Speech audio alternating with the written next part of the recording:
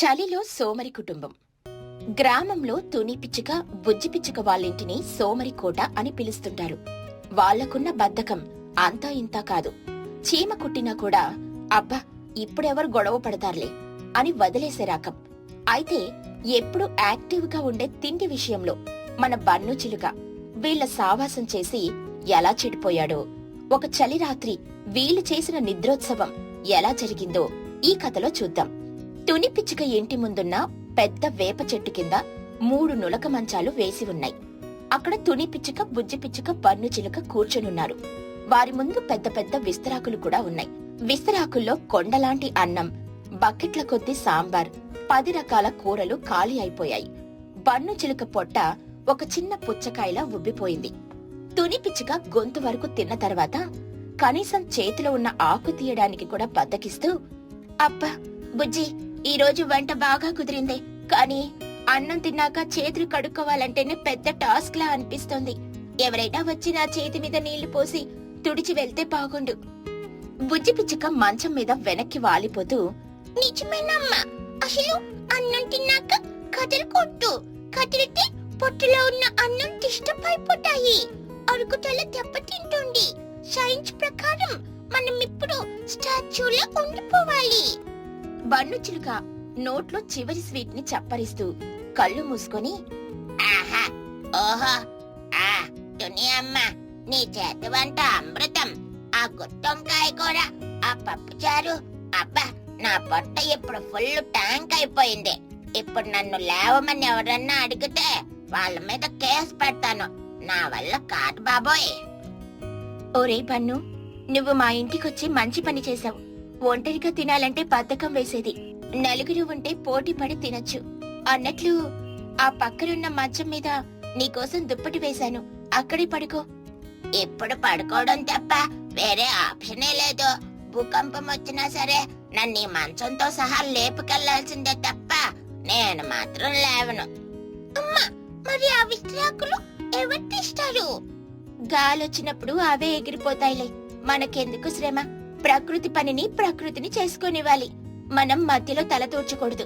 పడుకోండి. అలా ముగ్గురు 3 మంచాల మీద ఏనుగుల్లా పడుకున్నారు. అని గురకలు మొదలయ్యాయి. సూర్యుడు అస్తమించాడు. డిసెంబర్ చలి వెల్లగా తన ప్రతాపం చూపిస్తోంది. చల్లని గాలులు వేస్తున్నాయి. కాని మన సోమరి బ్యాచ్ కి మాత్రం అవేమీ పట్టలేదు. వాళ్ళు గాఢ నిద్రలో ఉన్నారు. అప్పుడే అక్కడికి లూసీ పావురం మరియు కుహు బాతు వచ్చారు. లూసీ పావురం ఆశ్చర్యంగా, అమ్మో కుహు, ఇక్కడ చూడు, ఏదో యుద్ధం జరిగి అందరూ పడిపోయినట్లు పడుకున్నారు. వీళ్ళు బతికే ఉన్నారా లేక పొట్ట పగిలిపోయిందా? ఆ బతికే ఉన్నారులే లూసీ, చూడు పన్ను పొట్ట ఎలా ఎగురుతోందో. అందులో ఇడ్లీలు ఫుట్బాల్ ఆడుతున్నాయి. కానీ ఎంత చలిలో బయట పడుకుంటే గడ్డ కట్టిపోతారో. అవును పాపం, చీకటి పడుతోంది. మనం మంచి వాళ్ళం కాబట్టి లేపుతాం, లేకపోతే రేపటికి వీళ్ళు ఐస్ విగ్రహాలు అయిపోతారు. కుహు, నువ్వు గట్టిగా అరువు. అలాగే, నా పాత గొంతు పవర్ చూపిస్తానుండు. అందరూ చెవులు మూసుకోండి. కుహు బాతు బన్ను చెవి దగ్గరికి వెళ్లి మైక్ లో అరిచినట్టు గట్టిగా క్వాక్ క్వాక్ క్వాక్ క్వాక్ అని అరిచింది.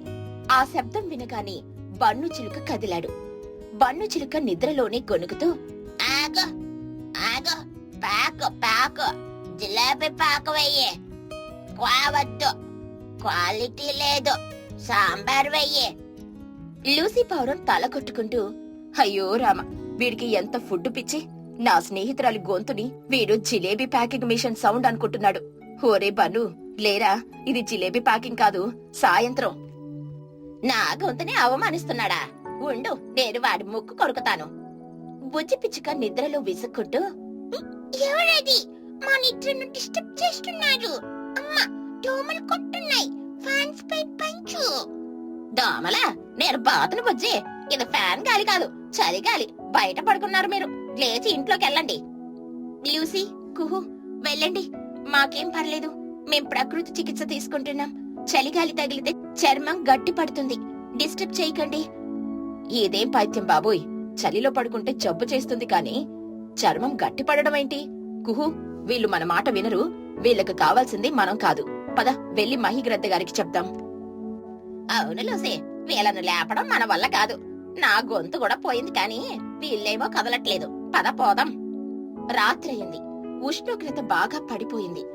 ఆకాశం నుండి మంచు తుంపరులు వర్షంలా కురుస్తున్నాయి. దుప్పట్లు తడిసిపోతున్నా కూడా కదలడం లేదు. ఇంతలో అక్కడికి మహీగ్రద్ద టీచర్ చిచ్చుకాకి, లూసీ, కుహు వచ్చారు. మేడం మేడం, త్వరగా రండి. వీళ్ళు చూసారా ఎలా మొద్దుల్లా పడుకున్నారు? నేను గంటసేపు అరిచారు. కుహు డాన్స్ కూడా చేసింది, అయినా లేవలేదు. అవును మేడం, నేను బన్నును లేపడానికి ట్రై చేస్తే వాడు నన్ను నడిచే చికెన్ కర్రీ అనుకుని తినడానికి చూశాడు. వామ్మో, వీడి దగ్గరుంటే నా ప్రాణానికి డేంజరు. వాయ్ వీళ్ళ పిచ్చో! చూడత్తయ్యా, మంచాల మీద కుంభకర్ణుడి వారసుల్లా ఎలా పడుకున్నారో. నా బ్యూటీ స్లీప్ ని పాడు చేసుకుని మరి వీళ్ళని లేపడానికి రావాల్సి వచ్చింది. మహీగ్రద్ద టీచర్ కోపంగా, తుని, బుజ్జి, బన్ను, లేవండ్రా, మంచు కురుస్తోంది. ఇది మామూలు చలి కాదు, ఎముకలు కొరికే చలి. లేచి ఇంట్లోకి వెళ్ళండి. మహీగ్రద్ద అరుపుకి తుని పిచ్చుక కొంచెం కళ్ళు తెరిచింది. మత్తుగా చూస్తూ, ఎవరు? టీచర్ గారా? గుడ్ మార్నింగ్ మేడం, హోంవర్క్ రేపు చేస్తాను, ప్లీజ్ వెళ్ళండి. గుడ్ మార్నింగ్ కాదే మొద్దు, ఇది గుడ్ నైట్. కాదు కాదు, బ్యాడ్ నైట్. మీ దుప్పట్లు తడిసిపోతున్నాయి చూడు, నెమోనియా వస్తుంది. బుజ్జి పిచ్చుక దుప్పట్లో నుండి తల బయటికి పెట్టి, మేడం ప్లీజ్ అరవకండి, మేమొక సైంటిఫిక్ ఎక్స్పెరిమెంట్ చేస్తున్నాం. పక్షి ఎంత చలిని తట్టుకోగలదు అనే ప్రయోగం ఇది. దయచేసి మా ఏకాగ్రతను చెడగొట్టకండి. ప్రయోగమా? వీళ్ళ మొహం, రేపటికి వీళ్ళు ప్రయోగం కాదు, శిలాజాలైపోతారు. వాసిని ప్రయోగం తగలయ్యా, నా బుజ్జి తల్లి కదా. లేచి రావే, నీ ఏకలు పాడైపోతాయి. మంచు పడితే జుట్టు రాలిపోతుంది తెలుసా. బన్ను చిలుక చిచ్చు మాట వినగానే నిద్రలోనే నవ్వుతూ, జుట్టు రాలిపోతే గుండు చేయించుకుని లడ్డులాగా తయారవ్వచ్చు. లడ్డు, మోతిచూర్ లడ్డు. చూసారా, వీడికి గుండులో కూడా లడ్డూనే కనిపిస్తుంది. మేడం, వీడికి ట్రీట్మెంట్ ఇవ్వాల్సింది. వరే, నేను ప్రిన్సిపల్ రా. నా మాట వినకపోతే రేపు స్కూల్లో టీసీ ఇచ్చి పంపించేస్తాను. తుని పిచ్చుక బద్ధకంగా ఆవిలిస్తూ, మేడం టీసీ ఇస్తే మరీ మంచిది. స్కూల్కి వచ్చే పని తప్పుతుంది. హాయిగా ఇంట్లో పడుకోవచ్చు. Thank you madam, good night. అమ్మో, వీళ్ళు మామూలు వాళ్ళు కాదు. టీసీ ఇస్తే థ్యాంక్స్ చెప్తున్నారు. కుహు, మన వల్ల కాదు. అమ్మో, వీళ్ళ బద్ధకం తగలయ్యా. చిచ్చు, వీళ్ళని ఇలాగే వదిలేస్తే రేపటికి వీళ్ళు ఐస్ విగ్రహాలు అయిపోతారు. వెళ్ళి ఆ చోటు చిలుకని తీసుకొనిరా, దానికి మాత్రమే వీళ్ళను లేపే టాలెంట్ ఉంది. పరిస్థితి చేజారిపోతుంది. మంచు ధారాపాతంగా కురుస్తుంది. అప్పుడక్కడికి రణరంగంలోకి దిగిన సైనికురాలిలా చోటు చిలుక వచ్చింది. ఆమె వెనక చిచ్చు, లూసీ, కుహు, మహీగ్రద్ద భయంగా నిలబడ్డారు. చోటు అక్క, జాగ్రత్త, బన్ను నిద్రలో చేతులు కాళ్ళు విసిరేస్తున్నాడు. నాకిందాక ఒక తన్ను పడింది. అవునక్క, వాడు నిద్రలో కరాటే చేస్తున్నాడు. కొంచెం దూరం నుండి డీల్ చెయ్యి. చోటు చిలుక వస్తూనే గట్టిగా అరుస్తూ, ఒరే పన్ను, ఎక్కడున్నావురా? మధ్యాహ్నం తిన్న తిండి ఇంకా దిగలేదా? ఇంటికి రాకుండా ఇక్కడ అనాథ శవాల్లా పడుకున్నారేంట్రా? చోటు అరుపుకి చెట్టు మీద ఆకులు రాలాయి కాని బన్ను మాత్రం కదల్లేదు. చోటు చిలుక బన్ను దగ్గరికి వెళ్లి వాడి చెవిని గట్టిగా మెలిపెడుతూ, లేస్తావా లేక ఇక్కడే గొయ్యి తీసి పాతి పెట్టమంటావా? ఎంత పొగర్రా నీకు! ఇంతమంది వచ్చి లేపుతున్నా కూడా లేవవా? బన్ను చిలుక చెవి నొప్పికి అమ్మా అని అరవకుండా నిద్రలోనే ఇలా అన్నాడు, అమ్మా చెవి వద్దు, లెగ్ పీస్ కావాలి. చికెన్ లెగ్ పీస్, గట్టిగా పిండకో, రసం పోతుంది. అందరూ షాక్ అయ్యారు. లూసీ నోరెళ్ళబెట్టింది. కుహు కళ్ళు తిరిగి కింద పడబోయింది. వాడి చెవిని లెగ్ పీస్ అనుకుంటున్నాడు. వీడికి ఆస్కార్ అవార్డు ఇవ్వాలి. Leg Pisa? నీ కాలు విరగ్గొడతానాగు. తుని, నువ్వైనా లేవవే, పెద్దదానివి కదా, బుద్ధుండక్కర్లేదా? పిల్లల్ని పాడు చేస్తున్నావు. తుని పిచ్చుక నిద్రలోనే సమాధానమిస్తూ, చోటు ఎందుకు అరుస్తావు? బన్ను చాలా మంచి కుర్రాడు. వాడు యోగా చేస్తున్నాడు. శవాసనం వేసి గంటలవుతుంది. డిస్టర్బ్ చెయ్యకు. శవాసమా? మీ వేషాలు కూడా. ఇప్పుడు నేను తెచ్చిన బకెట్ నీళ్లు మీ మీద పోస్తే అప్పుడు మీరు పరుగాసనం వేస్తారు. చూడండి. చోటు చిలుక పక్కనే ఉన్న బకెట్ నీళ్లు తీసుకుని వాళ్ల మీద పోయడానికని రెడీ అయింది. కాని ఆ నీళ్లు అప్పటికే చలికి గడ్డగట్టుకుపోయాయి. బకెట్ బోర్లించినా ఒక్క చుక్క నీరు కూడా పడలేదు. కేవలం ఒక ఐసు గడ్డ దబ్బని బన్ను పొట్ట మీద పడింది. అయ్యో, నీళ్లు కూడా గడ్డగట్టాయా? ఇప్పుడు వీళ్ళను లేపడం ఆ బ్రహ్మతరం కూడా కాదు. బన్ను చిలుక ఆ ఐసుగడ్డ పడగానే అదేదో బరువు అనుకుని, అమ్మయ్య ఎవరో నా పొట్ట మీద పెద్ద ప్లేట్ పెట్టారా, బిర్యానీ ప్లేట్ అనుకుంటా. థ్యాంక్ యూ గాడ్ అని ఆ ఐసు గడ్డని గట్టిగా వాటేసుకుని మళ్ళీ నిద్రపోయాడు. వీడు ఆ ఐసు గడ్డని బిర్యానీ అనుకుని హగ్గు చేసుకున్నాడు. వీడికి తిండి పిచ్చి ముదిరిపోయింది. డాక్టర్ని కాదు, వంట మనిషిని పిలవాలి. ఓరి దేవుడా, వీడి తిండి పిచ్చి నిద్ర పిచ్చి చల్లార్చడం నా వల్ల కాదు. వీడు ఐసు గడ్డని కూడా బిర్యానీ అనుకుంటున్నాడు. నా బతుకు ఎంత దారుణంగా మారిపోయింది. చోటు కూల్. వీళ్ళు మామూలు సోమరిపోతులు కాదు, అంతర్జాతీయ సోమరిపోతులు. వీళ్ళను ఆ దేవుడు కూడా లేపలేడు. నాకొక ఐడియా వచ్చింది. వీళ్ళ మీద ఇంకో 4 దుప్పట్లు కప్పేసి వేద్దాం. కనీసం వెచ్చగా అయినా ఉంటారు. పొద్దున్నే లేచి చూసుకుందాం. ఇక మరుసటి రోజు ఉదయం 10 గంటలు తెల్లారింది. ఎండొచ్చింది. అప్పటికి కూడా మన సోమరి బ్యాచ్ లేవనే లేదు. ఊరంతా అక్కడికి చేరింది. వాళ్ల చుట్టూ 10 దుప్పట్లు కప్పున్నాయి. వాళ్ళు ఒక పెద్ద బట్టల మూటల్లాగా కనిపిస్తున్నారు. బన్ను చిలుక మెల్లగా కళ్ళు తెరిచి ఆవలిస్తూ, తెల్లారిందా అమ్మా తుని? బ్రేక్ఫాస్ట్ రెడీనా? నిన్న తిన్నది అరిగిపోయింది, ఆకలేస్తుంది. తుని పిచ్చుక పక్కకు దొర్లుతూ, ఆగు పన్ను, అప్పుడే లేవడం ఎందుకు? సూర్యుడు ఇంకా నడినెత్తి మీదకు రాలేదు. ఇంకా గంట పడుకుందాం. బుజ్జి, ఆ దుప్పటి సరిగ్గా కప్పు. అవునమ్మా, నిన్న రాత్రి చాలా అలసిపోయాం కదా. ఆ మంచులో పడుకోవటం వల్ల నా బాడీ చాలా రిలాక్స్ అయ్యింది. ఇంకొంచెం సేపు పడుకుందాం. అక్కడ నిలబడ్డ చోటు, చిచ్చు, మహి అందరూ తలలు పట్టుకున్నారు. ఇంకా పడుకుంటారా? వీళ్ళను మ్యూజియంలో పెట్టాలి. నా వల్ల కాదు బాబాయ్, నేను వెళ్ళిపోతున్నా. వీళ్ళని చూస్తే నాకు కూడా నిద్ర వచ్చేస్తుంది. మీకు దండరా బాబు, మీ సోమర్తనానికి ఒక విగ్రహం కట్టించాలి. పదంట్రా నాయనల్లారా, ఇంటికి పదండి. ఇంటికా? నడిచి రావాలా? ఎవరైనా ఎత్తుకెళ్తే బాగుండు. చివరకు అందరూ కలిసి బన్నుని, తునిని, బుజ్జిని మంచాలతో సహా ఎత్తుకుని వెళ్లి వాళ్ళ ఇళ్లల్లో పడేయాల్సొచ్చింది. అలా తుని, బుజ్జి, బన్నుల సోమరితనం ముందు చలి, మంచు, వర్షం, చివరకు చోటు, కోపం కూడా ఓడిపోయాయి. ప్రపంచంలో ఏ శక్తైనా వీళ్ళ నిద్రను చేయించలేదు, ఒక్క ఆకలి తప్ప. చలిలో సోమరి కుటుంబం కథ గ్రామంలో ఒక చరిత్రగా మిగిలిపోయింది. చలిలో చిచ్చుకాకి పెళ్లి. తుని పిచ్చుక, లూసీ పావురం, చోటు చిలుక వీళ్ళందరికీ పెళ్లిళ్ళైపోయాయి. పిల్లలు కూడా పుట్టారు. బతుకు తెరువు కోసం వాళ్ళందరూ పట్నం వెళ్లి స్థిరపడ్డారు. కాని మన చిచ్చుకాకి మాత్రం ఇంకా ఆ పల్లెటూరులోనే ఉండిపోయింది. దానికింకా పెళ్లి కాలేదు. ఒంటరిగా ఒక పెద్ద ఇంట్లో ఉంటుంది. దాని ఇంటి పక్కనే ఊరి పెద్ద మహిగ్రద్ద, ఆమె కోడలు కుహుబాతు ఉంటున్నారు. చిచ్చుకాకి తోడు వాళ్లే. చలికాలం సాయంత్రం చిచ్చుకాకి తన ఇంటి అరుగు మీద కూర్చొని ఏదో ఆలోచిస్తోంది. అప్పుడే మహిగ్రద్ద, కుహుబాతు అక్కడికొచ్చారు. ఏమే చిచ్చు, ఏం చేస్తున్నావు? సాయంత్రం అయింది, దీపం పెట్టుకుంటూ ఆ చీకట్లో ఏం ఆలోచనలు? ఏం లేదులే మహిగారు, ఏదో అలా కాలక్షేపం. కుహుబాతు నవ్వుతూ, కాలక్షేపం అంటే పెళ్లి గురించి ఆలోచిస్తున్నావా చిచ్చు అక్క? చిచ్చుకాకి మొక్క చిట్లించి, అబ్బా కుహ, నీకెప్పుడు ఇదే గోళ. నా పెళ్లి గురించి నాకే లేని బాధ నీకెందుకో? నీకు బాధ లేకపోవచ్చు చిచ్చు, కానీ మాకుంది కదా. నీ స్నేహితులతోని చోటులను చూడు, వాళ్లకు పెళ్లిళ్ళయ్యి పిల్లలు పుట్టి వాళ్ళని స్కూల్ కూడా పంపుతున్నారు. నువ్వు మాత్రం ఇంకా ఇలా ఒంటరిగా ఉన్నావు. చూస్తూ ఉండగానే నీ వయసు 25 దాటింది. ఇంకా 16 ఏళ్ల పడుచు పిల్ల అనుకుంటున్నావా ఏంటి? 20 అయితే ఏంటి మహిగారు, ఇప్పుడు అందరూ 30 దాటాకే చేసుకుంటున్నారు. నాకేం తొందర లేదు. ఆయన నాకు నచ్చిన వాడు దొరకాలి కదా. నీకు నచ్చిన వాడంటే ఎలా ఉండాలక్క?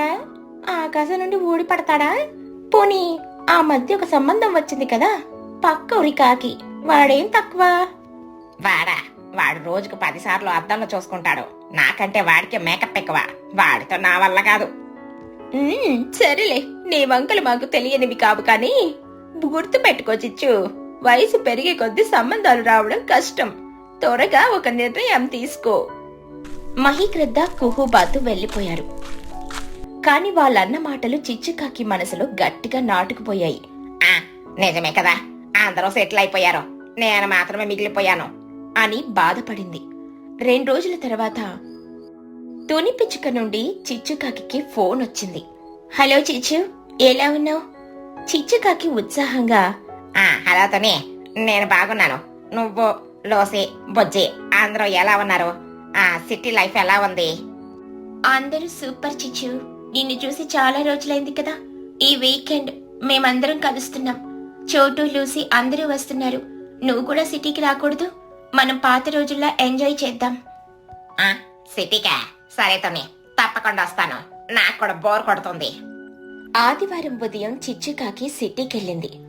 తుని పిచ్చుక వాళ్ళు ఉంటున్న అపార్ట్మెంటు చాలా పెద్దది. అందరూ తుని వాళ్ళ ఇంటి బాల్కనీల్లో కూర్చున్నారు. చల్లటి గాలికి లూసీ పౌరం కూల్ డ్రింక్స్ సర్వ్ చేస్తుంది. అబ్బా, చిచ్చు రాకతో మన గ్రూప్ కంప్లీట్ అయింది. ఏంటి చిచ్చు, ఊర్లో విశేషాలేంటి? మహిగారు ఎలా ఉన్నారు? అందరూ బాగున్నారు చోట. ఊరంతా పచ్చగా ఉంది, కానీ మీరే లేరు. ఏం చేస్తాంలే చిచ్చు, పొట్టకూటి కోసం రావాల్సొచ్చింది. సరేగాని అసలు విషయం చెప్పు.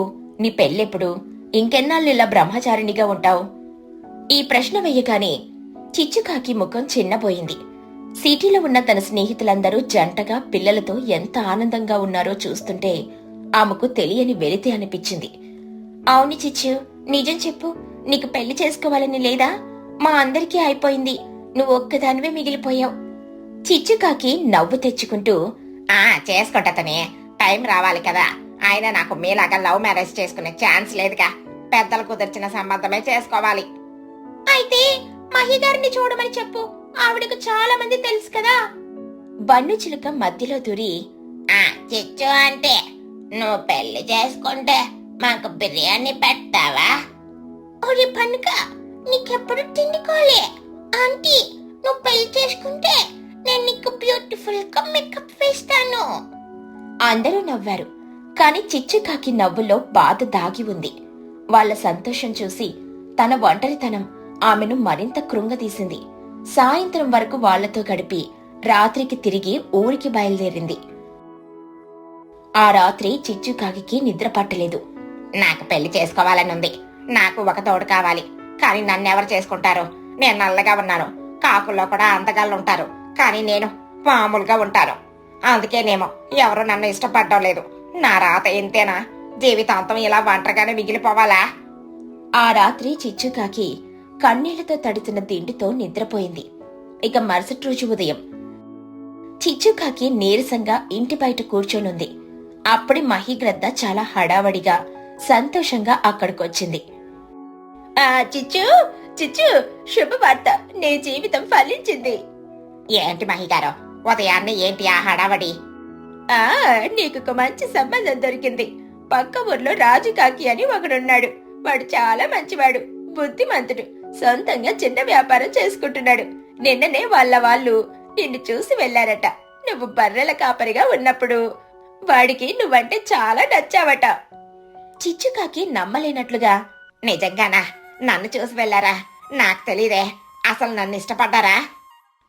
అవును చిచ్చు, నువ్వు నల్లగా ఉన్నా నీ మనసు మంచిదని, నువ్వు కష్టజీవివని వాడికి నచ్చింది.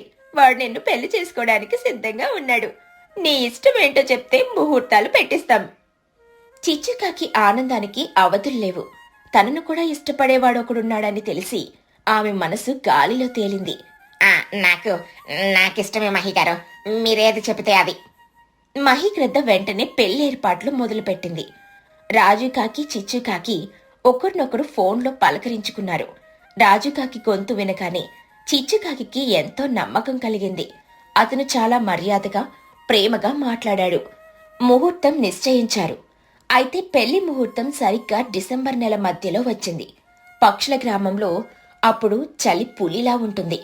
చిచ్చుకాకి వెంటనే సిటీలో ఉన్న తన స్నేహితులకు ఫోన్ చేసింది.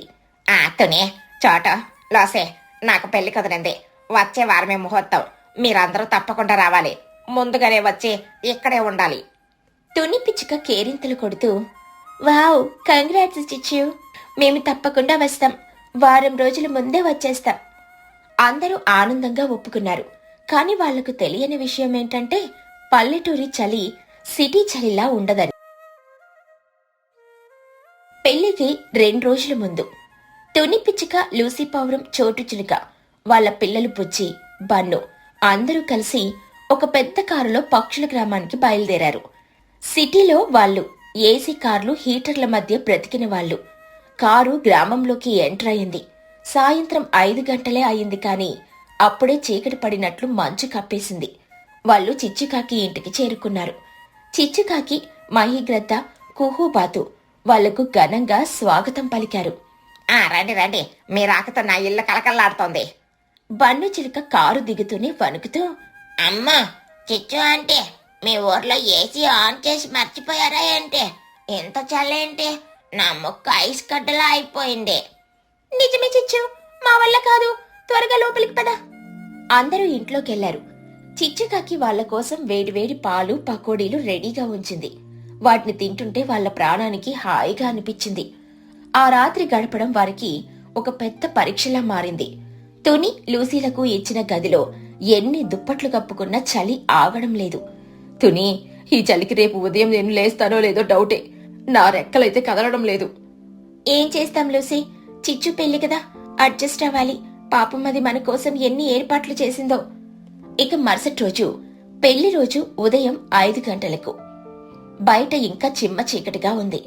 మంచు వర్షంలా కురుస్తుంది. మహీగ్రద్ద గట్టిగా అరుస్తూ అందర్నీ లేపడం మొదలుపెట్టింది. లేవండి లేవండి, పెళ్లివారు వచ్చేశారు. అందరూ త్వరగా స్నానాలు చేసి రెడీ అవ్వాలి. ముహూర్తం 11 గంటలకే. లూసీ పౌరం దుప్పట్లో నుండి తల బయట పెట్టి, మహిగారు 5 గంటలకే స్నానాలా? సూర్యుడు కూడా ఇంకా రానేలేదు. కొంచెం ఎండొచ్చాక చేస్తాం ప్లీజ్. కుదరదు లూసీ, ఇది పల్లెటూరు. ఇక్కడ ఆచారాలు ముఖ్యం. మంగళ స్నానాలు పొద్దున్నే చేయాలి. పెరట్లో నీళ్లు కాగాయి, వెళ్లి పోసుకోండి. అందరూ అయిష్టంగా వణుకుతూ లేచారు. అమ్మయ్య, వేడి నీళ్లున్నాయి, స్నానం చెయ్యొచ్చు. అలా అందరూ చలిలో స్నానాలు చేస్తారు. మధ్యాహ్నం 11 గంటలకు పెళ్లి మండపం చాలా అందంగా అలంకరించారు. చిచ్చుకాకి పట్టుచీరలో నగలతో మెరిసిపోతుంది. నల్లని రంగులో ఉన్న ఆ పెళ్లి కల వల్ల ఆమె చాలా అందంగా కనిపిస్తోంది.